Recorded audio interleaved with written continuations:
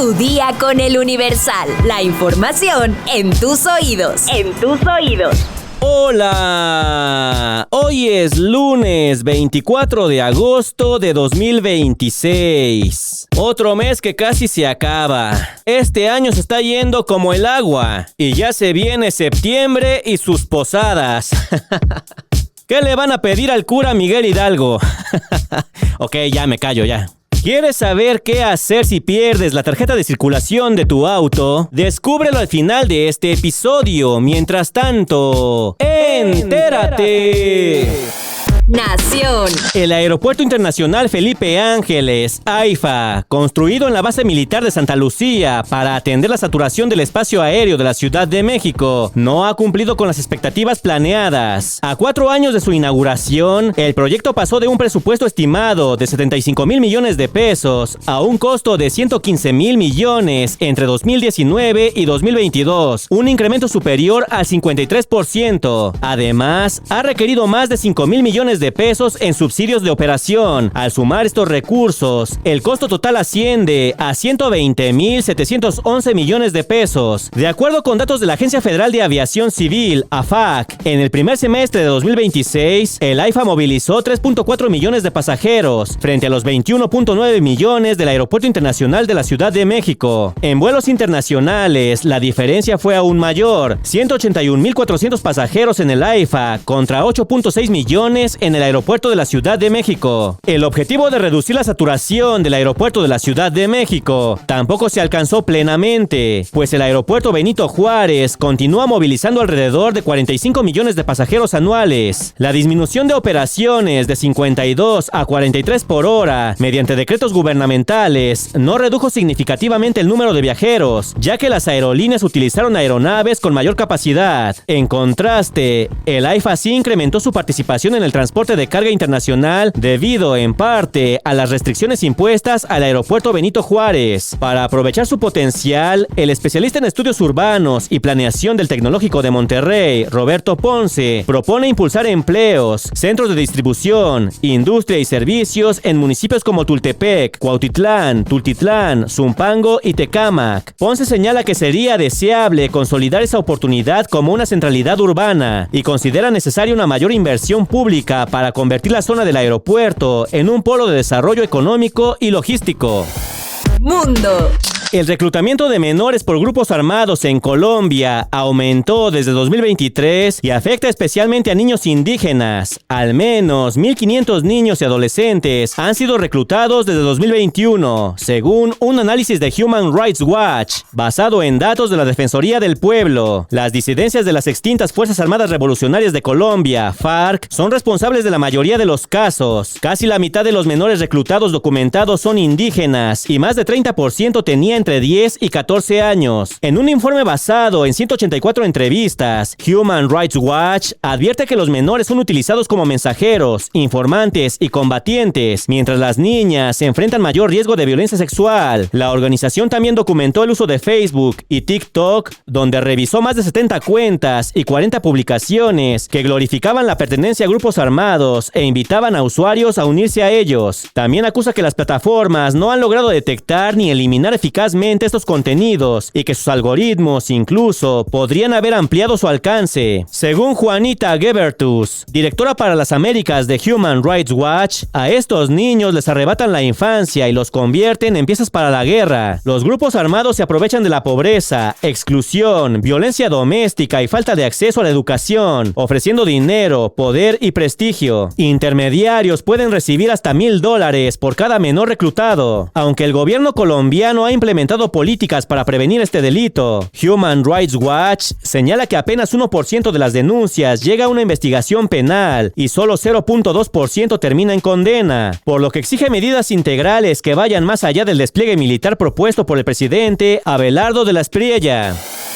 Estados. El problema del agua en la zona metropolitana de Guadalajara se agrava por la mala administración y la crisis financiera del Sistema Intermunicipal de Agua Potable y Alcantarillado, SIAPA. Su cartera vencida asciende a 20.500 millones de pesos, de los cuales cerca de 17.500 millones serían prácticamente incobrables por prescripción. El director del organismo, Ismael Jáuregui, explica que parte de las deudas corresponde a cuentas inexistentes y a un padrón de usuarios que lleva al menos 10 años sin actualizarse. El SIAPA produce cada metro cúbico de agua en 29 pesos, pero cobra en promedio 19 a los usuarios con medidor. Además, destina 18% de su presupuesto al pago de deudas y 50% a nómina. A esto se suman unos 250,000 usuarios sin medidor y una necesidad estimada de 42,000 millones de pesos para obras que permitan solucionar de fondo la contaminación y deterioro de la infraestructura. Entre los principales deudores se encuentran municipios, dependencias públicas, empresas y grandes consumidores. Guadalajara, Zapopan y Tlajomulco han firmado convenios con descuentos de hasta 85%, mientras que el conflicto con Tlaquepaque y Tonalá, gobernados por Morena, continúa debido a deudas que el SIAPA calcula en 260 y 90 millones de pesos respectivamente. En Tlaquepaque, el organismo incluso suspendió el servicio en algunos edificios municipales, mientras las autoridades blindaron con una caja metálica el medidor de la presidencia y promovieron amparos para evitar nuevos cortes. El gobierno de Jalisco reconoce un rezago superior a 207 millones de pesos desde 2006, mientras que oficinas del IMSS, el ISSSTE y la CFE adeudan unos 56 millones. Ante la distribución de agua contaminada, colectivos marcharon en Guadalajara para exigir una solución y rechazar una posible privatización del servicio, mientras el gobierno estatal plantea esquemas de inversión público-privados para financiar la infraestructura necesaria.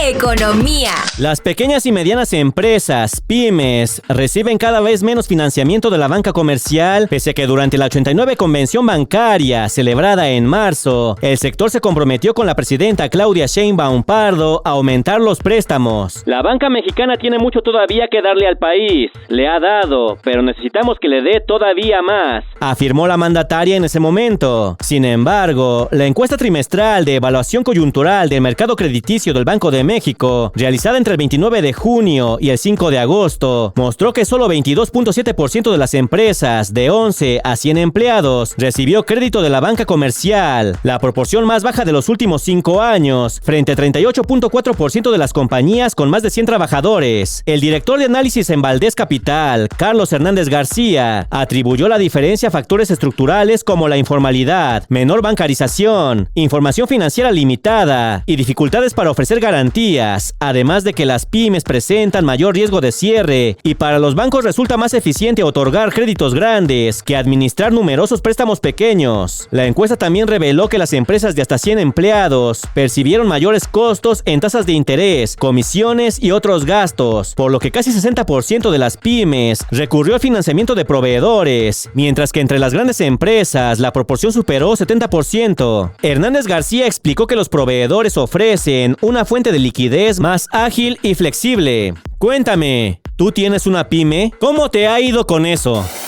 Espectáculos. Antes de convertirse en símbolo de la libertad animal con Liberen a Willy, estrenada en 1993, la orca Keiko ya era una estrella en México, donde durante varios años fue una de las principales atracciones de Reino Aventura en la Ciudad de México, parque que posteriormente se convirtió en Six Flags México. Capturada cerca de Islandia en 1979, Keiko pasó por distintos acuarios hasta llegar a México, donde fue descubierta por la producción de Warner Bros. Para interpretar a Willy. La película, protagonizada por Jason James Reacher como Jesse, mostraba a una orca en cautiverio que recuperaba su libertad y provocó una pregunta fuera de la pantalla. ¿Qué ocurriría con Keiko? Más de 30 años después, Netflix prepara un documental, aún sin título ni fecha de estreno, dirigido por Santiago Fábregas y producido por Mezcla y The Lift Films, para reconstruir la historia de la orca y las consecuencias de convertirla en el rostro de una ficción sobre la libertad animal. El éxito de la película impulsó el movimiento internacional para mejorar las condiciones de Keiko y devolverla al océano, con una campaña que recaudó millones de dólares para su rehabilitación. En 1996 dejó México y fue trasladada al Oregon Coast Aquarium de Estados Unidos, donde inició un proceso para recuperar su salud y prepararse para vivir en aguas abiertas. En 1998 fue llevada a Islandia, donde se intentó enseñarle a sobrevivir con mayor independencia después de años bajo cuidado humano. Keiko logró nadar libremente y recorrer grandes distancias hasta llegar a Noruega en 2002, aunque continuó buscando el contacto con personas, lo que generó dudas sobre el éxito de su reintegración. En diciembre de 2003 murió en Noruega a los 27 años a causa de una neumonía. La pregunta que yo me hago es, ¿debieron liberarla, lo cual eventualmente provocó su muerte, o debieron dejarla en cautiverio al cuidado de los humanos? Digo, si es que estaba cuidada.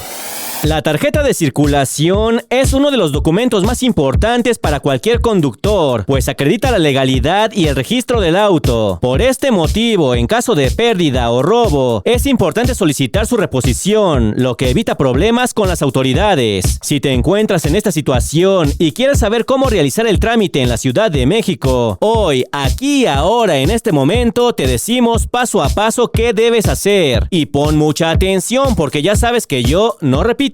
En su sitio web, la Secretaría de Movilidad, CEMOVI, indica que para la reposición de la tarjeta de circulación, primero es necesario contar con una cuenta llave CDMX. En caso de no tenerla, es posible crearla en el enlace http://llave.cdmx.gov.mx. Luego necesitas reunir los siguientes documentos. 1. Identificación oficial vigente, INE, cartilla de servicio militar, pasaporte, cédula profesional, licencia para conducir o tarjeta de residencia. 2. Comprobante de domicilio de la Ciudad de México, no mayor a 3 meses. 3. Comprobante de pago de tenencia o refrendo del ejercicio fiscal actual y 5 anteriores, de acuerdo con el año de facturación del vehículo, es decir, 6 en total. 4. Comprobante de propiedad, factura origen, factura digital no endosable, o en caso de no ser el primer dueño, refacturaciones y factura no digital endosable. 5. En caso de extravío, presentar el acuerdo del juicio de jurisdicción voluntaria, donde el juez acredita la propiedad del vehículo sin tener que dictar una sentencia. 6. En caso de robo, presentar la sentencia definitiva, donde el juez determina la propiedad del bien en favor del interesado. 7. Por extravío, presentar el acta circunstanciada ante juez cívico. Y por robo, presentar el acta de denuncia ante el Ministerio Público. Y 8. Comprobante de pago de derechos por reposición o renovación de tarjeta de circulación. Ahora bien, ¿cómo solicitar la reposición de la tarjeta de circulación? Con documentos en la mano. Los siguientes pasos de la reposición de la tarjeta de circulación son: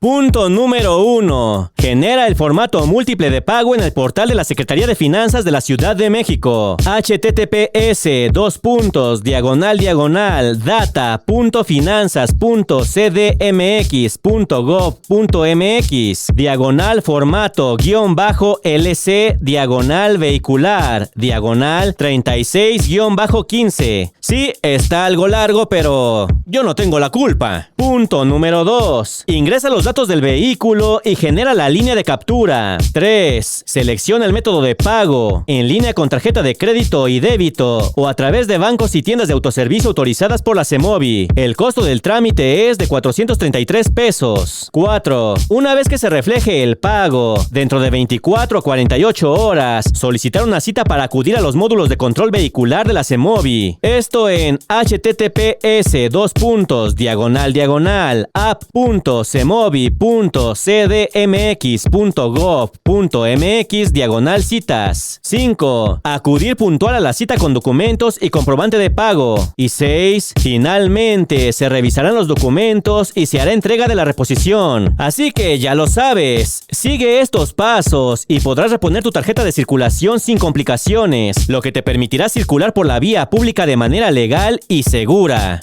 A mí la verdad se me hizo muy complicado y yo por eso mejor ando en metro.